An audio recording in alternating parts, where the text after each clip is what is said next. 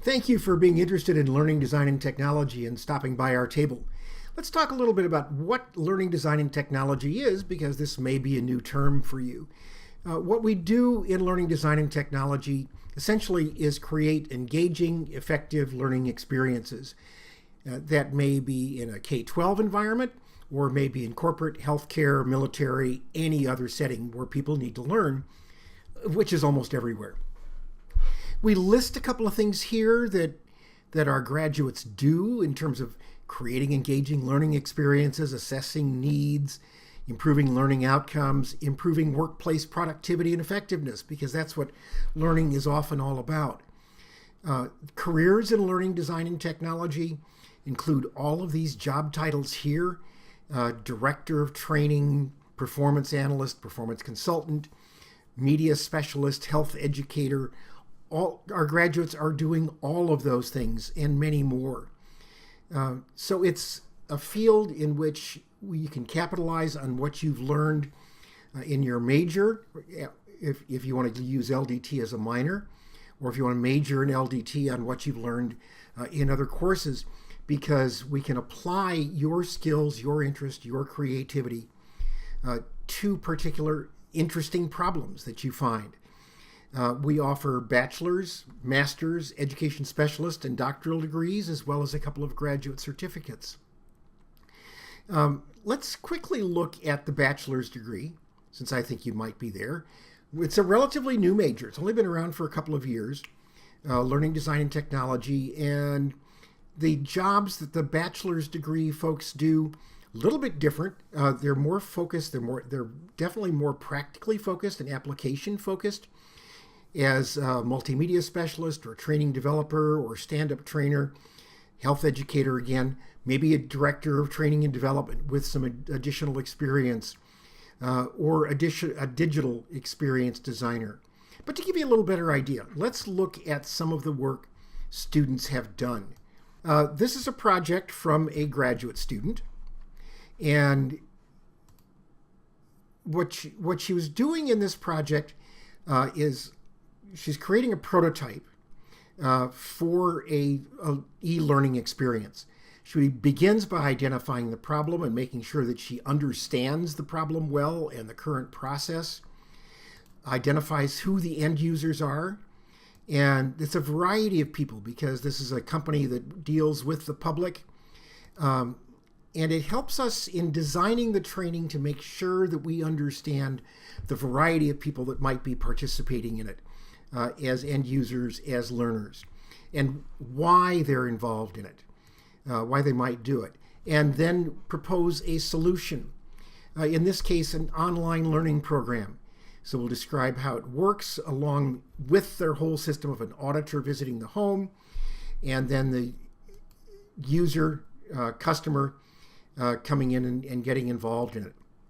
So we describe a learning module, and this is a prototype. This isn't the final module, but this is a prototype that our student could create e-learning from or hand off to a specialist to do. And they describe this is what's going to be on the screen, and this is the voiceover, so that the prototype is a fairly low-cost way and low-energy way of creating an image for the customer as to what the training is going to do, what the possibilities are, or what we have in mind and how it all might work. So we block out a bunch of screens, we give the voiceover, describe the content so that our client, who's going to be paying for this e-learning, can see how it will work and what the solution might be. And let me also then show you a couple of other products that students have put together in their own words. This app was created to help people explore Detroit. I wanted to create something that connected people as well as bring people downtown. To start, it's called Discovering Detroit. As you click through, it will bring you to the instructions, which strictly tell you try to not use a car. You win by completing with the lowest time, and it is available on a smartphone. Once you're ready to begin, it will take you through and give you a ready. Once you click it, the timer will begin and you'll get your first location. When you click for the next location, you'll have more time added because it will be needed for you'll need another part. Once you click for all three, you should be able to locate the location, and if you can't, you will click another button and it will add even more time. If you get it wrong, you'll add even more time as well, but you can always go back and look at the previous ones.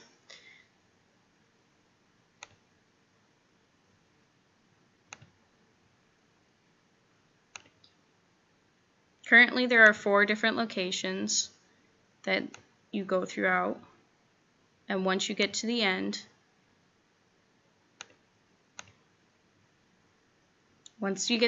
you'll either find out that your opponent has won or that you have won, and that they will be shut out of the app if they lose and if you win. But if you lose, you have to wait until another opponent adds you back into the app.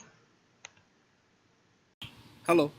I thought what better place to address you guys about the benefits I received from the Learning, Design, and Technology program than from where I live now in the beautifully sunny Miami. After graduating the program in 2012, I did get a great first job right out of the gate, moving to Washington, D.C., making approximately $80,000 a year. But what was so exciting wasn't necessarily the salary that I got, but it was how I got there, which not only came from the skills that I got in the program, but really the people I was able to network with in the program.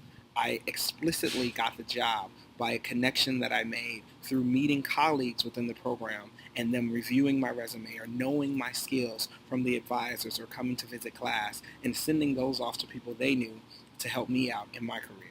One of the other things that the program offered to me, it wasn't just about obtaining a degree in the field that I wanted to work in, but really having people like the professors and the advisors, Dr. Mosley, Dr. Spanis, really interested in my professional development, really helping me pay close attention to detail and get the skills that I needed to succeed from dealing with things, in the early process of the ADDIE process model all the way through into evaluation, not just by theory, but getting practice in developing some of those things myself. The skill sets that I gained from this program have opened up so many doors for me, from corporate training even to government contracting.